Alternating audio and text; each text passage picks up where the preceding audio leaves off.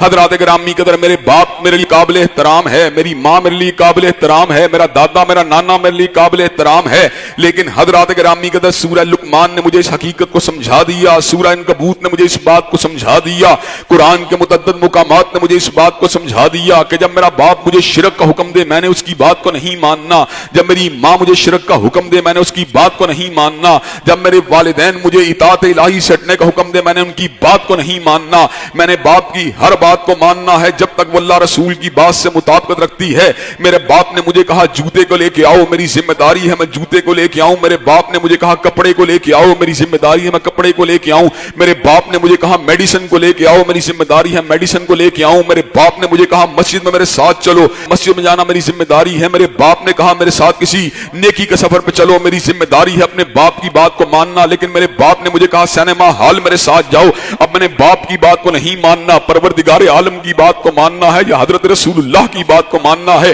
میرے باپ نے مجھے کہا داڑھی کو منڈواؤ، اب میں نے اپنے باپ کی بات کو نہیں ماننا بلکہ حضرت رسول اللہ کی بات کو ماننا ہے۔ میرے باپ نے مجھے کہا تم نے مسجد میں نہیں جانا، اب میں نے اپنے باپ کی بات کو نہیں ماننا بلکہ حضرت رسول اللہ کی بات کو ماننا ہے۔ حضرات گرامی قدر، باپ واجب الاطاعت تو ہو سکتا ہے لیکن اس وقت ہوگا جب اس کی بات حضرت رسول اللہ کی بات سے مطابقت رکھے گی۔ جب میرے بابا کی بات حضرت رسول اللہ کی بات سے ہم آہنگ نہیں رہے گی پھر میرے باپ کی بات جو ہے واجب الاطاعت بھی نہیں رہے گی، میرا باپ جو ہے وہ میرے لیے اس کا امر کو ماننا ضروری بھی نہیں رہے گا۔ بیٹی کا کام ماں کی حمایت کرنا، ماں کے ساتھ چلنا، ماں کے کاموں میں ساتھ دینا۔ ماں نے کہا ہنڈیا کو پکاؤ، بیٹی کی ذمہ داری ہنڈیا کو پکائے۔ ماں نے کہا میرے ساتھ جو ہے مدرسے میں چلو، بیٹی کی ذمہ داری ہے مدرسے میں چلے۔ ماں نے کہا بیٹی قرآن پڑھو، بیٹی کی ذمہ داری ہے قرآن مجید کو پڑھے۔ ماں نے کہا بیٹی چھوٹے بچوں کو پڑھاؤ، چھوٹے بچوں کو پڑھانا بیٹی کی ذمہ داری ہے۔ اب ماں جو ہے ایک نئے روپ میں سامنے آتی ہے، ماں فتنے کا شکار بن کے سامنے آتی ہے، وہی ماں جو محبت کی علامت ہے، وہی ماں جو ممتا کا عروج ہے، وہی ماں جو پیار کا عروج ہے،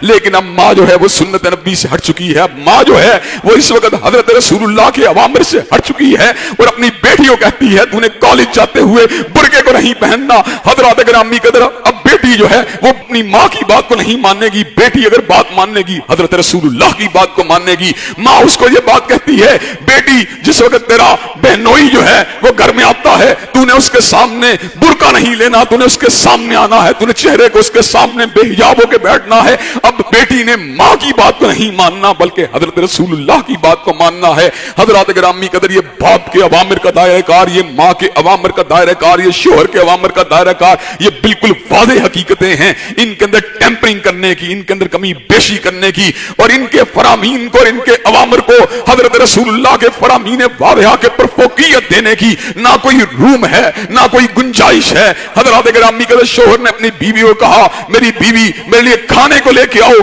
تابعدار بیوی کھانے کو لے کے آئے گی۔ اس نے کہا تم دعوت میں میرے ساتھ چلو فلاں جگہ میرے بھائی کے گھر، اب اس کے ساتھ جانا یہ ذمہ داری ہے، ہم ہاں کے نخرے کرنا، ہم ہاں کے ٹال مٹول سے کام لینا یہ اچھی بیویوں کا شیوا نہیں۔ بعض بیویوں نے حقوق انسانیت کی آڑ کے اندر اس حد تک جو ہے اپنے لیے اختیارات کو طلب کیا ہے کہ وہ جائز کاموں کے اندر بھی شوہر کی بات کو ماننے پہ تیار نہیں۔ شوہر اپنی جبلی تقاضوں کو پورا کرنا چاہتا ہے، اپنی بیوی کو بلاتا ہے، بیوی ہاں کسی بھی حال کے اندر موجود ہے، شوہر کی پکار کے پر لبیک کہنا، شوہر کی پکار کو تسلیم کرنا یہ بیوی کی ذمہ داری ہے۔ حضرات گرامی قدر، لیکن اب ایک ایسا مقام آتا ہے جہاں پہ شوہر فتنے کا شکار بن کے آتا ہے، شوہر اس کے سامنے جو ہے ایک نئے روپ میں آتا ہے، اس کو نماز پڑھنے سے روکتا ہے۔ اب بیوی نے شوہر کی بات کو نہیں ماننا بلکہ بیوی نے بات اگر ماننی ہے اللہ کی ماننی ہے، حضرت رسول اللہ کی ماننی ہے۔ شوہر بیوی کو یہ بات کہتا ہے تم نے میرے بھائی کے سامنے چہرے سے اپنے پردے کو ہٹانا ہے۔ حضرات گرامی قدر، بیوی نے شوہر کی بات کو نہیں ماننا بلکہ حضرت رسول اللہ کی اتباع کو کرنا ہے۔